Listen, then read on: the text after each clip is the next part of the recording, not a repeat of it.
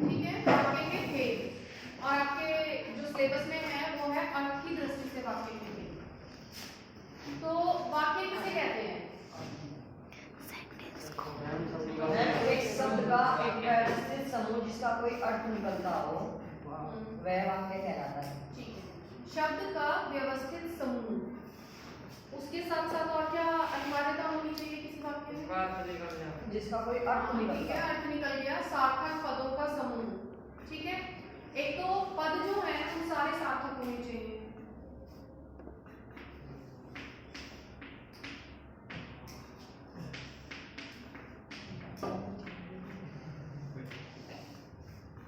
एक छोटा सा वाक्य है, राम खाता है।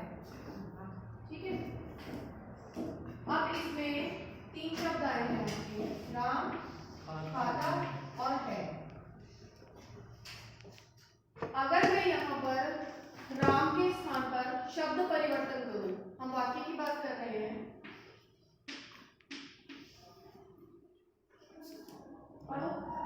मरा खाता है।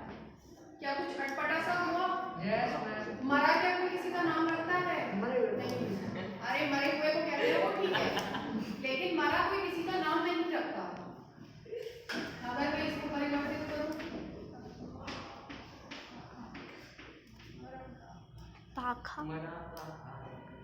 मतलब कि हम बात कर रहे हैं सार्थकता की।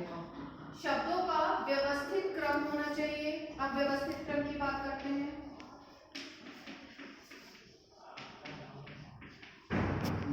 हम सीख सकते हैं, लेकिन हम एक ही छोटे से टॉपिक पे डिस्कस कर रहे हैं, तो इसी को रखते हैं। खाता राम है, क्या ये सही है? यानी कि शब्दों का अपना क्रम भी होना चाहिए। क्रम में आप सबसे पहले किसको रखेंगे? सब्जेक्ट कर्ता, बिल्कुल। सबसे पहले कर्ता को रखेंगे और कर्ता के बाद आप कुछ भी ले सकते हैं।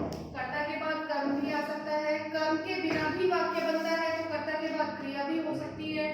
सबसे बड़ी चीज कि वाक्य में दो चीजें होनी जरूरी है। बेटा अगर मैं यहाँ खड़ा करूँ तो मैंने बोल रहा है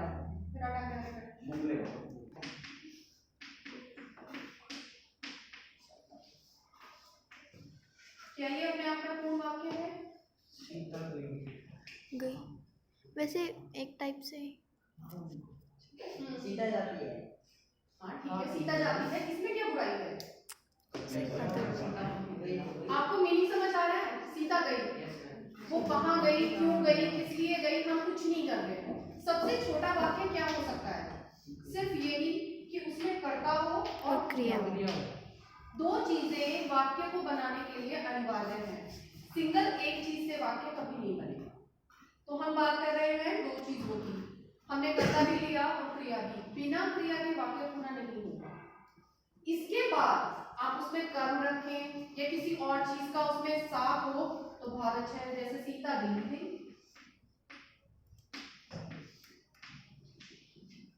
ये जो चिन्ह है इसके बारे में मैं पहले भी बोल चुकी हूँ और जब भी लगाती हूँ तभी बताती हूँ कि ये त्रुटिपूरक चिन्ह है और ये हमेशा नीचे से ऊपर लगता है। बहुत से बच्चे क्या करेंगे,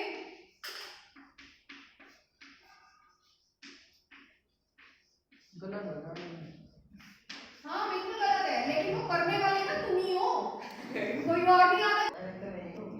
आपको स्पष्ट करता है वाक्य कहलाता है। ठीक है, अब जैसे हमने ये कहा सीता दिल्ली गई,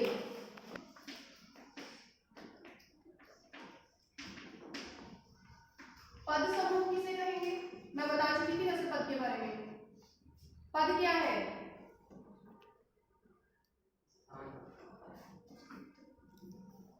वाक्य, बिल्कुल ठीक बात है। वाक्य को और क्या कहते हैं? भाई मैं आज फिर बता रही हूँ और मैं आप लोगों से उम्मीद करती हूँ कि आप इसे याद रखें कि ये 10th में भी चलेगा आपका। किसी भी वाक्य को, पूरे वाक्य को पदबंध कहते हैं।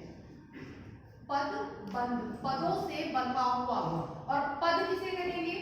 उस वाक्य में प्रयुक्त प्रत्येक शब्द को पद कहते हैं।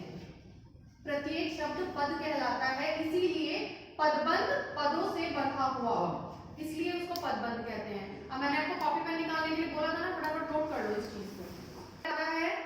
और वाक्य में प्रयुक्त शब्द वाक्य में प्रयोग होने वाला प्रत्येक शब्द पद होता है। लिख ले। यानी कि जो शब्द हम उसमें प्रयोग कर रहे हैं वो सारे सार्थक होने चाहिए, उनका निश्चित क्रम होना चाहिए। दो चीजें इसके लिए वाक्य के लिए अनिवार्य है। अगली, वाक्य के भेद। वाक्य के आपके कितने भेद होते हैं?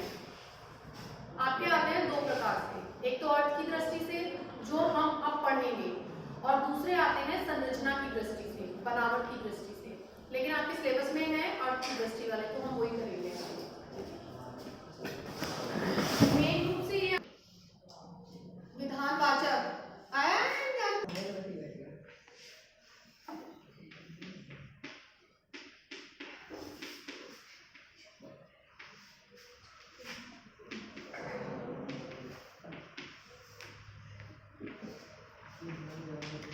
भाववाचक भी होगा मैम, भाववाचक और ये था ना संज्ञा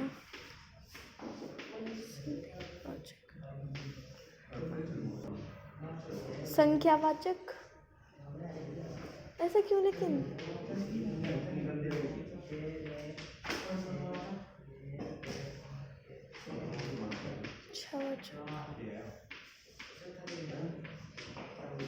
अभी बताऊंगी आपका भाववाचक संज्ञा होती है, और दूसरा क्या बोला आपने? संख्यावाचक क्या होते हैं? जिसमें विशेषण। आज्ञावाचक, संदेहवाचक, इच्छावाचक, संकेतवाचक।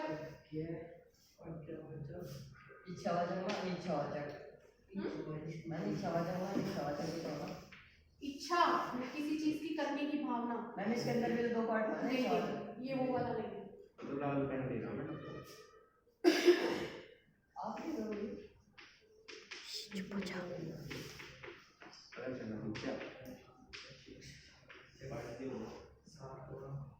ये मैंने 8th क्लास में पढ़ाए हैं, इसलिए मुझे याद है कि मैंने पढ़ा। ठीक है, 8 प्रकार के अर्थ की दृष्टि से 8 तरह के वाक्य होते हैं। अब जब मैं आपको बताना शुरू करूंगी ना, तो आपको याद आ जाएगा, हाँ मैम ये तो आप सही।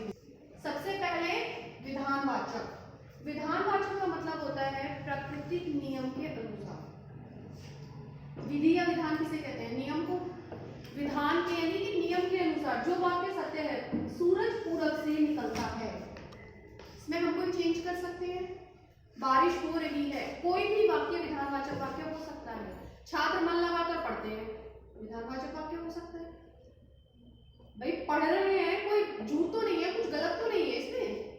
छात्र मन लगाकर पढ़ रहे हैं, इसमें क्या गलत हो सकता है? कुछ भी नहीं, सिंपल है एकदम। विधानवाचक का मतलब आपके जितने भी सामान्य वाक्य होते हैं सारे विधानवाचक में आते हैं।